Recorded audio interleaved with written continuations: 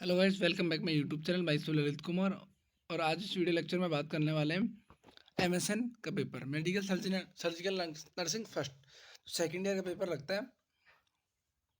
तो देखो, इसके अंदर टोटल क्वेश्चन है हमारे 7 क्वेश्चन है, ठीक है। अब 7 क्वेश्चन में से होता है कि हमको एनी 5 अटैम्प्ट करने पड़ते हैं। आप कोई से भी 5 अटैम्प्ट कर लो और 2 को छोड़ दो। और सब जो पेपर है, मतलब क्वेश्चन है, वो इक्वल मार्क्स हैं। तो हमारा फर्स्ट क्वेश्चन आता है इसके अंदर, define the pneumothorax and right it types. आपको न्यूमोथोरैक्स की डेफिनेशन लिखनी है, उसके टाइप्स लिखने हैं। न्यूमोथोरैक्स का मतलब होता है कि जब चेस्ट वाल और लंग्स के बीच जब एयर का एक्यूमुलेशन हो जाता है तो हमारे लंग कोलैप्स हो जाते हैं। तो उनके बारे में आपको लिखना है, उनके टाइप लिखने हैं। 5 से उनके टाइप होते हैं। Right clinical manifestation of the pneumothorax. आपके न्यूमोथोरैक्स होने की वजह से क्या क्या क्लिनिकल मैनिफेस्टेशन आएंगे, उनको आपको राइट करना है, ठीक है, लिखना है। ओके, 4 नंबर का है, discuss the nursing management for the patient on intercostal drainage tube for the pneumothorax. Pneumothorax हो गया है, अब उस पेशेंट के हमने ट्यूब ड्रेनेज लगा रखा है, ठीक है, इंटरकोस्टल मसल के पास ट्यूब ड्रेनेज लगा रखा है। तो उस ट्यूब ड्रेनेज के दौरान नर्सिंग मैनेजमेंट क्या होगा, ठीक है। एक ट्यूब ड्रेनेज के दौरान नर्सिंग मैनेजमेंट क्या होता है, तो वो आपको नर्सिंग मैनेजमेंट बिल्कुल लिखना है, ठीक है। अब जैसे हमारा 8 नंबर का क्वेश्चन होता है, उसको लगभग 16 नंबर का क्वेश्चन होता है, तो उसको हम 8 पेज में लगभग करते हैं, ठीक है। तो आपके अनुसार इनका डिवाइडेशन कर लेगा आप। नेक्स्ट क्वेश्चन है, डिफाइन द इंटेस्टाइनल ऑब्स्ट्रक्शन। आपकी जो इंटेस्टाइनल ऑब्स्ट्रक्शन है उसको समझाइए, डिफाइन करिए। Right classification of the intestinal obstruction. आपको क्लासिफिकेशन लिखना है इंटेस्टाइनल ऑब्स्ट्रक्शन का, मतलब जो किसके बेस पे होता है। जैसे मोस्टली 2 टाइप्स होते हैं, हर्निया और कैंसर वाला। तो कैंसर के अकॉर्डिंग अगर वो हो रहा है, ऑब्स्ट्रक्शन हो रहा है, या हर्निया के अकॉर्डिंग ऑब्स्ट्रक्शन हो रहा है, तो उसको हम बोलेंगे, ठीक है। List down the clinical manifestation of the intestinal obstruction, ठीक है। आपको एक क्लिनिकल जो मैनिफेस्टेशन होते हैं उनकी एक लिस्ट बनानी है, मतलब लिस्ट ओनली नाम नाम लिखने हैं उनके, ठीक है, एनलिस्ट करना है उनको, ठीक है। That's clear. Discuss the health education do patient impair to patient with the colostomy. अब देखो, जो इंटेस्टाइनल ऑब्स्ट्रक्शन होता है उसकी सर्जरी होती है कोलोस्टोमी। अगर इंटेस्टाइन में ऑब्स्ट्रक्शन आ रहा है तो आप इंटेस्टाइन को हटा दोगे, ठीक है, कुछ पार्ट उसका कोलोन जो पार्ट होता है उसको हटा देंगे, तो उसको बोलते हैं कोलोस्टोमी। तो कोलोस्टोमी के बाहर एक स्ट्रक्चर बनाई जाती है मेरे, जो जहाँ पे मतलब जहाँ पे सर्जरी होती है वहाँ पे एक स्ट्रक्चर बनाई जाती है, उसको शायद मेलोना, सॉरी, जो भी कुछ बोलते हैं, उसकी केयर वगैरह करनी पड़ती है। तो उसके बारे में हेल्थ एजुकेशन उसे कैसे देंगे, कैसे उसे क्लीन रखना है, कैसे उसे रोज़ साफ करना है, कैसे उसकी जो भी मेंटेन कैसे भी करना है, ठीक है। तो उसके बारे में हेल्थ एजुकेशन देनी है। कोलोस्टोमी हुई है, आपको क्या क्या करना है, ठीक है, क्या नहीं खाना है, क्या खाना है, कब खाना है, ये सब कुछ बताना है पेशेंट को। तो आपको हेल्थ एजुकेशन देनी है। फिर नेक्स्ट क्वेश्चन आता है हमारा, define the rhythmic heart disease. आपकी रिदमिक हार्ट डिजीज को डिफाइन करनी है, क्योंकि जब रिदमिक फीवर होता है तो वो मोस्टली हार्ट को और जॉइंट को अफेक्ट करता है और कनेक्टिव टिश्यू को अफेक्ट करता है। तो कनेक्टिव टिश्यू हार्ट में होता है तो हार्ट को जरूर अफेक्ट करेगा। और उसको उसकी डेफिनेशन लिखनी है आपको रिदमिक हार्ट डिजीज की। Discuss the diagnostic criteria for rhythmic dulls. आपको डायग्नोस्टिक क्राइटेरिया लिखना है उसका, ठीक है, क्या क्या डायग्नोस्टिक क्राइटेरिया होता है।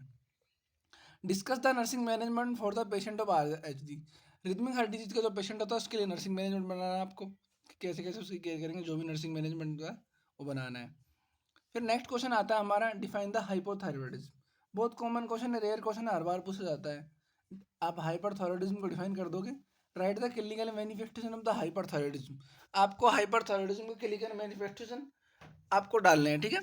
आपको उसके क्लिनिकल मैनिफेस्टेशन लिखने हैं हाइपरथायरॉयडिज्म के, ठीक है। Discuss the nursing management of the hyperthyroidism patient.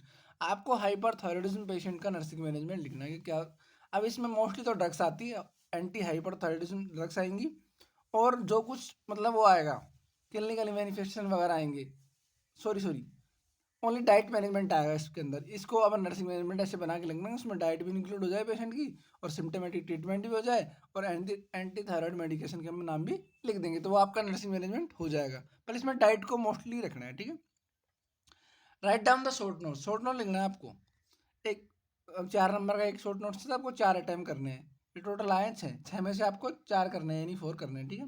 Pain management, किसी पेशेंट के पेन आपको उसका मैनेजमेंट कैसे करोगे, ठीक है, कैसे कैसे क्या ड्रग्स देंगे, कैसे पोजीशन देंगे, सब कुछ लिखना है।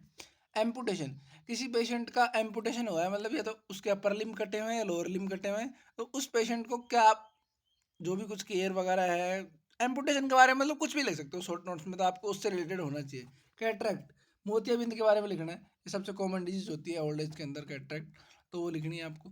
फ्यूचर एंड फ्यूचर मटेरियल्स, आपको सूचर को समझाना है, ठीक है, कि सूचर एक सर्जरी में टॉपिक होता है हमारे, सूचर को समझाना है, और सूचर के मटेरियल्स कौन कौन से मटेरियल्स यूजली जाते हैं सूचरिंग करते समय, ठीक है। इनफर्टिलिटी इन द मेल्स, आपको infertility in the male female समझाना है कि इनफर्टिलिटी ऑफ द फीमेल्स कैसे होती है, ठीक है, कि भाई कुछ भी ओव्यूलेशन नहीं हो रहा, किस वजह से नहीं हो रहा, क्यों नहीं हो रहा, कैसे होता है, इसके कारण, कोज, साइन, सिम्टम, सब कुछ लिखना है, ठीक है। मेनिंजाइटिस, मेनिंजाइटिस मतलब होता है ब्रेन की लेयर में इन्फेक्शन, ब्रेन और स्पाइनल कॉर्ड की लेयर में इन्फेक्शन होता है, क्योंकि जो ब्रेन और स्पाइनल कॉर्ड के बाहर एक लेयर पाई जाती है मेनिंजिस, उसके अंदर इन्फेक्शन इन्फ्लामेशन हो गया तो उसको बोलेंगे मेनिंजाइटिस, तो वो आपको बताना है। अब नेक्स्ट क्वेश्चन आता है हमारा 6 नंबर का क्वेश्चन। 6 नंबर का क्वेश्चन बता रहा है define the chronic renal failure, आपको क्रोनिक रीनल फेलियर को डिफाइन करना है। Right clinical manifestation of the chronic renal failure, आपको क्लिनिकल मैनिफेस्टेशन बताने हैं उसके, ठीक है, जो क्लिनिकल सिम्टम्स होते हैं वो बताने क्रोनिक रीनल फेलियर। फिर नेक्स्ट है इसके अंदर discuss the nursing management of the patient of CRF, chronic renal failure का जो पेशेंट होता है उसका नर्सिंग मैनेजमेंट लिखोगे, हम उसका हीमोडायलिसिस करवाते हैं वगैरह, वो नर्सिंग मैनेजमेंट में सब कुछ आपको लिखना है, ओके। अब नेक्स्ट क्वेश्चन आता है right role of the nurse in following given condition, इन दी गई कंडीशन के अंदर राइट के मतलब जो नर्स के रोल क्या होंगे, तो देखो इसमें एनी फोर करना है, ये कितने 5 है, इनमें से एनी फोर करना है आपको, ठीक है। Patient with traction, patient with traction, patient क्या ट्रैक्शन पे है उसके बारे में रोल लिखने हैं नर्स के। ट्रैक्शन का मतलब होता है जब भी कोई हमारी बॉडी में फ्रैक्चर हो जाता है तो उस पेशेंट को या उस पेशेंट के जो भी बॉडी पार्ट को इमोबिलाइज किया जाता है, मतलब अगर पैर फ्रैक्चर हो गया तो पैर को बांध के रखा जाता है, उस पर वजन लटका दिया जाता है, उसको बोलते हैं ट्रैक्शन। तो पेशेंट हिल नहीं चल सकता, तो उसके बारे में नर्सिंग के रोल लिखने हैं। Patient with the blood transfusion, blood transfusion करवाएगी तब नर्स को क्या क्या ध्यान रखना है, क्या क्या रोल होते हैं नर्स के, ठीक है, कि पेशेंट को पहले असेस करेगी, वाइटल असेस करेगी, ब्लड क्रॉस मैचिंग कर लेगी, जो भी कुछ है टेस्ट कर लेगी, सेंसिटिव टेस्ट कर लेगी, जो भी कुछ है आपके रोल लिखने हैं, ठीक है। Patient with the urinary incontinence, कोई पेशेंट है हॉस्पिटल में आया यूरिनरी इनकॉन्टिनेंस से, उसका यूरिन कंट्रोल नहीं हो रहा, मतलब बार बार पास आउट कर रहा है बेड पे, तो उसकी नर्सिंग के क्या रोल होंगे, भाई बेड शोर नहीं हो, किलिंग करेगी, पोजीशन चेंज करेगी, सब कुछ आपको लिखना है। पेशेंट विद द पेसमेकर, किसी पेशेंट के पेसमेकर लगे हुए हैं, जो पेसमेकर हार्ट को धड़काने का काम करते हैं, अगर उनकी सर्जरी हुई है वो लगे हैं पेशेंट के कोई नए, तो उस पेसमेकर की कंडीशन के अंदर नर्स का क्या रोल होगा, तो आपको रोल लिखना है। पेशेंट ऑन हीमोडायलिसिस, ठीक है, जब हमारा रीनल फेलियर हो जाता है तो हम हीमोडायलिसिस करवाते हैं, मतलब ब्लड को रिफ्रेश करने की मशीन आती है, उससे हम ब्लड को रिफ्रेश करवाते हैं, उस टाइम ब्लड को निकालना इजी पूर्वक पेशेंट की बॉडी में ट्रांसफर करना, तो वो सब कुछ चीज़ें उनमें नर्स का क्या रोल होता है वो आपको समझाना है। तो पेपर बहुत ईजी था मेरे हिसाब से, 7 क्वेश्चन आपको 5 क्वेश्चन अटेम्प्ट करने हैं, सब इक्वल मार्क्स के, और नर्सिंग मैनेजमेंट आया कम से कम